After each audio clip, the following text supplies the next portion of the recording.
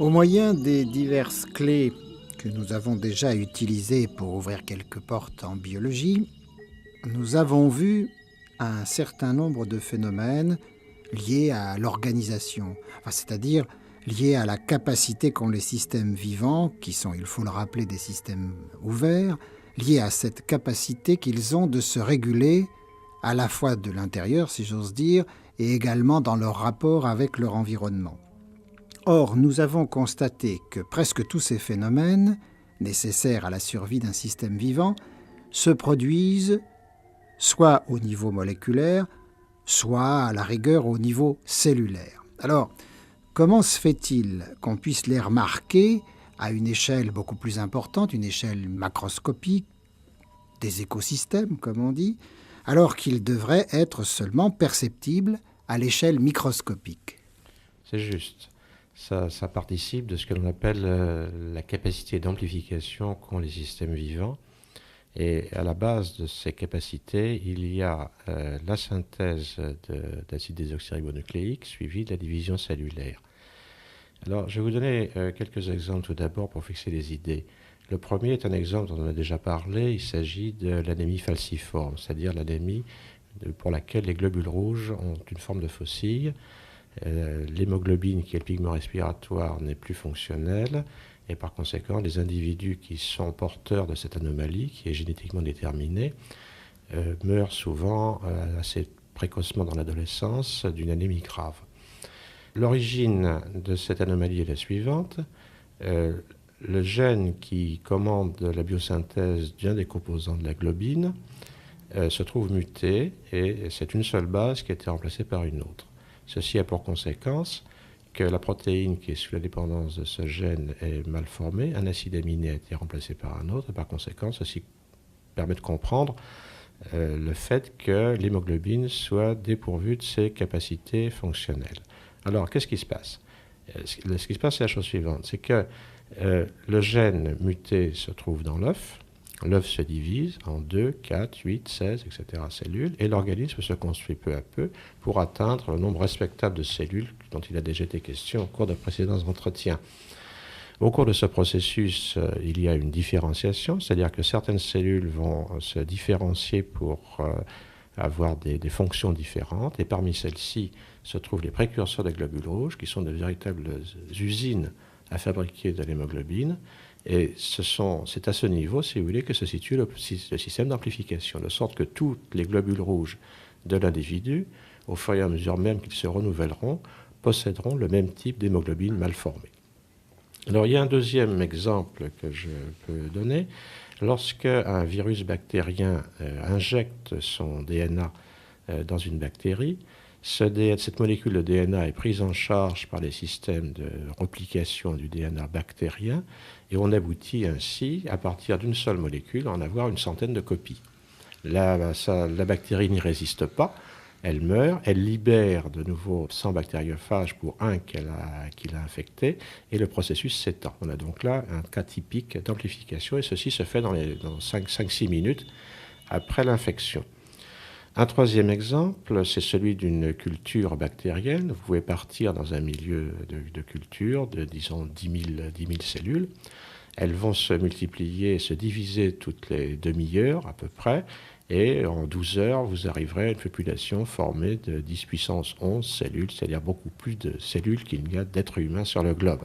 Alors ce processus d'amplification, d'ailleurs, est mis à profit lorsque l'on fait des manipulations génétiques, puisqu'ils servent à amplifier un gène qui vient d'un organisme donné, qu'on aura injecté en quelque sorte dans une bactérie qui le multipliera. Alors je ne voudrais pas insister trop sur les exemples, je vous en donne un autre, un œuf de baleine ou un œuf d'éléphant, c'est pas plus gros qu'un œuf de femme. Et on aboutit à quelque chose qui, dans un cas, si c'est une baleine, pèse 150 tonnes, et dans l'autre, si c'est un éléphant, aboutit à faire 5 ou 6 tonnes. Enfin, un dernier exemple qui peut nous concerner, si vous prenez par exemple la descendance d'un couple ayant 2 enfants, ce qui est raisonnable, si on compte 3 générations par siècle, ce qui est raisonnable aussi, ça veut dire qu'un couple de l'an 1000 pourrait avoir actuellement 1 milliard de descendants. Il y a donc un phénomène d'amplification qui se manifeste, qui résulte des divisions cellulaires, des phénomènes de reproduction des êtres vivants. Mais quand vous parlez d'œufs d'éléphant ou d'œufs de baleine, il faut comprendre qu'il s'agit de l'ovule et non pas en déduire que l'éléphant ou que la baleine pondent des œufs. Non, bien sûr. Alors En fait, elles pondent des œufs, mais on ne les voit pas. C'est ça. Ce sont deux mammifères. Bien, alors effectivement, en vous entendant, on comprend que c'est la faculté que les êtres vivants, que les systèmes vivants ont de se reproduire et de se reproduire et de se reproduire de façon plus ou moins rapide, bien entendu, qui provoque centralement ce phénomène d'amplification. Alors on peut se poser quand même les questions, maintenant qu'on connaît un peu le processus, on peut se poser la question de savoir, enfin, on peut s'interroger sur les conséquences que ça peut entraîner ou que ça a déjà entraîné. Alors, sur les conséquences que ça peut entraîner, on peut les voir, si je puis dire, ou les observer directement. Une population de termites vous construit des termitières de plusieurs mètres de haut avec des sous-sols extraordinaires. Une population de criquets, lorsqu'une population de criquets s'abat sur un champ, ce sont des milliards d'individus qui s'y abattent et tout le monde connaît le résultat. Ça grignote. Ça aboutit à la destruction finalement de toute récolte et aux conséquences catastrophiques que ça peut avoir. Dans ces deux cas, il y a effectivement un problème de nombre, il y a aussi un problème d'organisation. Les populations de termites sont des populations organisées, on dit que c'est des insectes sociaux, et les criquets sont aussi des populations organisées qui fonctionnent à peu près en même temps. Alors il y a d'autres exemples, ce sont les récifs de coraux qui construisent, vous avez les constructions de véritables îles qui sont formées par les concrétions apportées par les multiples organismes qui participent à cette formation. Et puis un dernier exemple, le guano qu'on récolte pour en faire des engrais, parce qu'il est riche en phosphate de chaux. Eh bien, ce guano, qui peut mesurer, dont l'épaisseur peut varier entre 10 à 20 mètres, c'est le résultat du dépôt d'excréments des oiseaux qui se réunissent sur des îles ou dans des endroits particuliers pour y vivre une vie sociale. De sorte qu'on peut dire qu'il y a actuellement des modifications du paysage, des modifications de l'habitat. Et je voudrais simplement faire une remarque à ce sujet, c'est qu'on parle beaucoup de l'équilibre des écosystèmes. Il ne faut pas oublier que 90% de l'énergie et de la matière qui permet aux écosystèmes de se développer est fournie par les micro-organismes ou les animalcules qui vivent dans le sol et dont le nombre est suffisant justement pour apporter matière et énergie à ces écosystèmes. Mais alors, maintenant, il y a une grande population, depuis les micro-organismes jusqu'à des êtres hautement évolués comme nous, par exemple. Okay. Mais ça n'a pas toujours été de cette façon. Alors, est-ce que c'est quand même le même processus qui a lieu depuis l'origine de la vie ? C'est probablement le même processus. En fait, dès leur apparition, les premiers êtres vivants ont commencé à transformer la planète sur laquelle ils sont apparus. Je crois que tout le monde est assez d'accord pour dire que l'atmosphère primitive était formée de vapeur d'eau, de gaz carbonique, d'azote, d'oxyde de carbone, de méthane, mais qu'il n'y avait pas d'oxygène libre et donc pas d'ozone non plus. Autrement dit, les rayons ultraviolets qui nous arrivent actuellement filtrés par la couche d'ozone n'étaient pas filtrés du tout, et on sait que les rayons ultraviolets sont d'abord source d'énergie et qu'ensuite ce sont des agents mutagènes qui provoquent des mutations, qui accroissent la fréquence des mutations. Ces conditions d'ailleurs ont pu être reproduites au laboratoire et en soumettant un mélange d'eau, de gaz carbonique, d'ammoniac et des décharges électriques, on produit des acides aminés, des molécules nucléiques, on produit même des polymères. À cette différence près que les molécules produites existent sous les deux formes optiques, droite et gauche, alors que les molécules que l'on connaît chez les êtres vivants n'existent que sous une seule forme, sans d'ailleurs qu'actuellement on en connaisse la cause. Alors, qu'est-ce qui est arrivé ensuite ? Eh bien, on ne sait pas très bien quels ont été les premiers êtres vivants. Toujours est-il qu'il est probable qu'ils étaient capables de faire une photosynthèse, c'est-à-dire d'utiliser l'énergie lumineuse, non pas à partir de l'eau, mais à partir de l'hydrogène sulfuré, dégageant ainsi du soufre, au lieu de dégager de l'oxygène. Et on connaît d'ailleurs actuellement encore de nombreuses bactéries qui sont capables de faire ce genre de photosynthèse. Et puis, parmi ces précurseurs de nos bactéries actuelles, il a dû s'en former qui étaient capables, elles, de faire la photosynthèse à partir de l'eau. Et ce sont les premières qui ont abouti au dégagement d'oxygène. Le processus est amplifié naturellement avec l'apparition des plantes, de sorte que, alors que l'atmosphère primitive ne contenait pas d'oxygène, l'atmosphère que nous connaissons actuellement en contient, et que la totalité de l'oxygène que contient notre atmosphère, bien, elle vient de la photosynthèse. En même temps, d'ailleurs, que l'oxygène a été libéré, il y a de l'ozone qui s'est formé, et par conséquent, nous sommes maintenant, les êtres vivants sont protégés, en quelque sorte, contre l'action mutagène, en grande partie du moins, contre l'action mutagène des rayons ultraviolets. Autrement dit, et c'est pour répondre un peu plus précisément à votre question, dès leur apparition sur la Terre, les premiers êtres vivants ont modifié la planète et ils ont en quelque sorte détruit les conditions qui avaient permis leur propre apparition.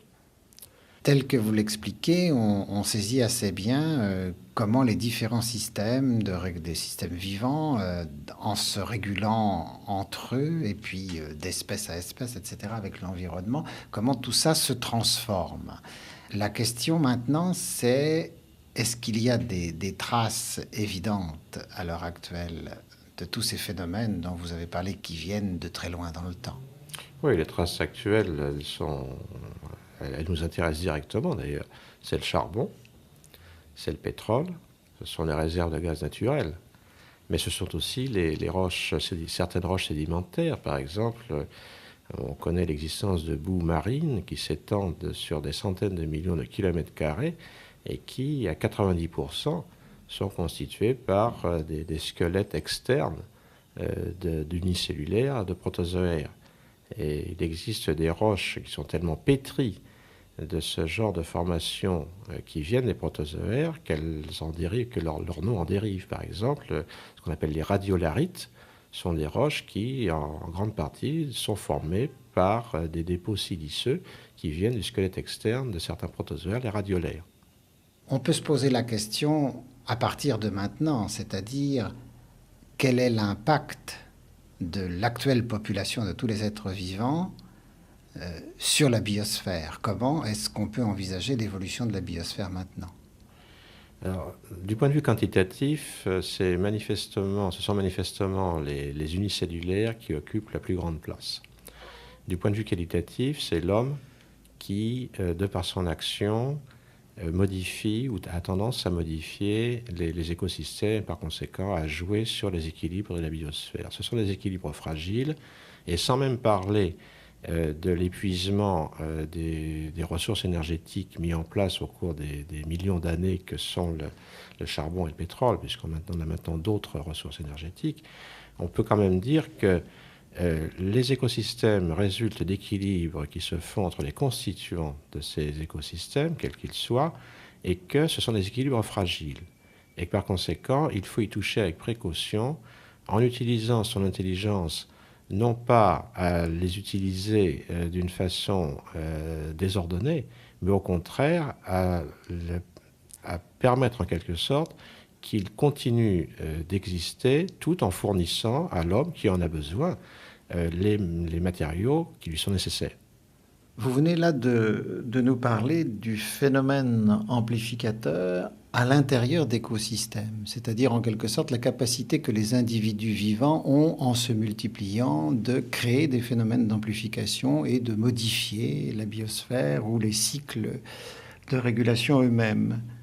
Mais à l'intérieur d'un individu cette fois, c'est-à-dire à l'intérieur d'un organisme vivant, il y a aussi accumulation de molécules et de cellules. Est-ce que cette accumulation de cellules, organisée sans aucun doute bien sûr, mais est-ce que cette accumulation de cellules est susceptible de provoquer des processus d'amplification de même nature? En d'autres termes, l'analogie accumulation de cellules, amplification chez l'individu, est-ce que ça tient par rapport à groupe d'individus, amplification par groupe d'individus?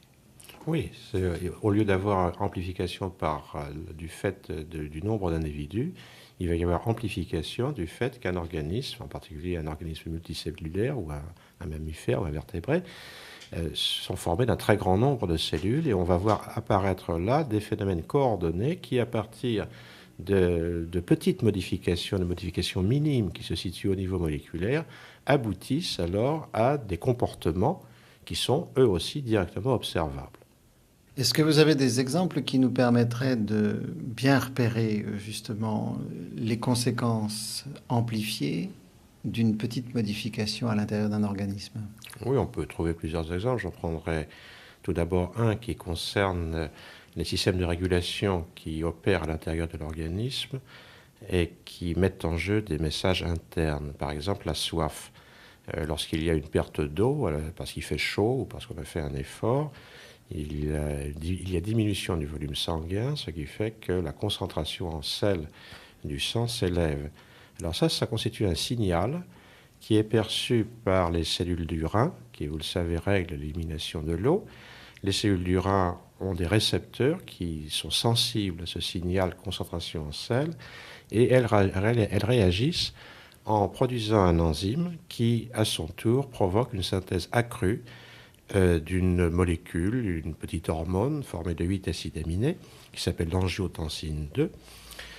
Cette angiotensine 2 étant synthétisée en plus grande partie, va être transportée dans le sang, elle va être sécrétée dans le sang, sa concentration va donc être plus élevée qu'elle n'était, et cette molécule va informer à son tour un petit groupe de cellules nerveuses qui elles aussi possèdent des récepteurs pour l'angiotensine, petit groupe de cellules nerveuses qui sont situées dans l'hypothalamus, et ce signal reçu par les cellules nerveuses va être transformé en un signal électrique qui va déclencher finalement, par un processus que l'on connaît mal d'ailleurs, la sensation de soif. À ce moment-là, on va boire. Ceci conduit par conséquent à un passage à l'acte qui passe par l'intermédiaire de neurones qui commandent les muscles. Et si vous êtes un éléphant, vous déplacerez 5 à 6 tonnes pour aller boire. Vous décrivez ces processus comme si on les connaissait. Donc on a dû les étudier. Et comment est-ce qu'on est arrivé à ces conclusions? Il y a deux, trois points que je voudrais simplement citer. Si l'on stimule chez le rat les neurones dont je viens de parler, il ne peut plus s'empêcher de boire. Il boit. Si au contraire ces cellules sont détruites, le rat ne boit plus du tout. Et troisième donnée, on peut appliquer de l'angiotensine 2 au niveau de ces neurones. On assiste alors à l'apparition de rafales d'impulsions électriques au niveau de ces neurones. Lorsque ces rafales atteignent un certain seuil, l'animal boit. Alors on peut penser que ces processus que vous venez de décrire pour la soif régulent également la faim, le sommeil, etc. Oui. Alors là, on est mis en présence de signaux internes à l'organisme lui-même. Et par ailleurs, l'individu a aussi à réagir en face d'un certain nombre de manifestations qui sont externes à lui, ce qui n'empêche pas qu'il s'agit bel et bien là aussi de traiter de façon intérieure des informations venues de l'extérieur. Exactement. C'est le système nerveux qui contrôle le comportement en l'adaptant aux conditions externes et internes. On vient de voir un exemple de ce qu'il en était pour un message interne. Dans tous les cas, les signaux agissent sur le système nerveux qui, en quelque sorte, extrait l'information qui lui est fournie, et c'est le cerveau, finalement, qui va traiter l'information qui lui est soumise pour aboutir à des modifications du comportement. Mais il faut bien dire que tout signal qui doit agir sur le système nerveux doit être préalablement converti en un signal électrique, puisque ce n'est que comme ça que se propage, par l'intermédiaire de neuromédiateurs, par l'intermédiaire de substances chimiques. Mais la conduction de l'influx nerveux, c'est un signal électrique qui est en rapport avec des flux de sodium, de potassium, de calcium, etc. Par conséquent, il faut qu'il y ait un système de transduction qui interviennent entre le signal de l'extérieur et ce qui sera interprété par le système nerveux. Alors on connaît des systèmes transducteurs qui sont spécifiques de réponse à l'environnement. aussi bien pour la lumière que pour le son, la température ou certaines substances chimiques, comme par exemple ce qu'on appelle les odeurs. Effectivement, là, on a affaire à des sensibilisations faisant appel à des agents différents. Ce sont soit des agents mécaniques comme le son ou la lumière, soit des agents chimiques comme les odeurs. Alors, il doit y avoir des récepteurs spécifiques avec des sensibilités spécifiques. Exactement. Alors je veux prendre deux exemples. L'un concerne l'audition. Dans le système auditif des vertébrés, en particulier, il existe des cellules ciliées qui sont les récepteurs des ondes sonores. Les ondes sonores qui y arrivent provoquent des modifications extrêmement minimes du mouvement de ces cils, et ce sont ces modifications minimes qui sont à l'origine de la production d'un potentiel de quelques dizaines de millivolts qui sera transmis aux neurones sans qu'on sache exactement comment se fait le couplage. Alors, pour dire un mot de la sensibilité, ceci permet de percevoir des sons si faibles qu'ils ne provoquent des vibrations des cils d'une amplitude qui ne dépasse pas quelques fractions du diamètre d'un atome d'hydrogène. Et pourtant, nous savons que notre organisme peut répondre à un mot, même chuchoté, si le mot est bien choisi, par une explosion de rage qui met en jeu toute notre activité musculaire et mobilise toute notre énergie. Ce mot, qui a été traité par le cerveau, il déclenche là encore des trains d'ondes électriques qui aboutissent, sans qu'on sache encore exactement comment, qui aboutissent par l'intermédiaire du système sympathique à une décharge d'une substance que l'on appelle l'adrénaline, qui à son tour a pour effet d'augmenter le rythme cardiaque, d'augmenter la tension artérielle, d'augmenter la circulation sanguine, de mobiliser les substances de réserve qui sont nécessaires à la production de molécules et à la production d'énergie. D'où amplification, si vous voulez. L'amplification ici se fait par la sommation de multiples événements, de peu d'amplitude chacun, mais qui sont organisés et coordonnés. Vous avez sans doute un autre exemple ? Oui, le deuxième exemple, c'est celui de la vision. Là, c'est en rapport avec la rétine. Des cellules rétiniennes sensibles sont capables de réagir à l'arrivée d'un seul photon. Et là aussi, on aboutit à des modifications de flux de sodium, ce qui engendre des phénomènes électriques. Alors ça, on sait à peu près comment ça se fait. Ça se fait par l'intermédiaire de molécules photosensibles qui sont couplées à une protéine. Le photon qui arrive provoque un changement de configuration de cette molécule qui se libère de la protéine. Le changement de conformation de la protéine aboutit à son tour à la fermeture de canaux par où entre le sodium par l'intermédiaire du calcium, et on aboutit là encore à un signal qui est traité, transmis par le système nerveux central, et qui peut, si vous êtes une baleine et qu'une situation extérieure ne vous plaise pas, qui peut vous amener à déplacer 150 tonnes à 30 km à l'heure. Vos deux exemples concernent deux sens parmi les 5 inventoriés habituellement, c'est-à-dire la vision et l'audition, mais on peut penser que c'est vrai pour tous les autres sens, avec évidemment des procédures un peu différentes. C'est-à-dire que pour l'odorat et le goût, il s'agit là que les récepteurs sont capables de détecter la forme d'une molécule chimique, et en ce qui concerne le toucher, c'est des récepteurs qui sont sensibles à la pression, etc. Oui, dans tous les cas, ce sont les mêmes processus qui sont mis en jeu, mais les récepteurs sont extrêmement divers. Alors je veux dire que j'ai volontairement été schématique et incomplet. Il s'agit de phénomènes beaucoup plus complexes. En particulier, on ne sait pas très bien comment ça fonctionne au niveau du cerveau.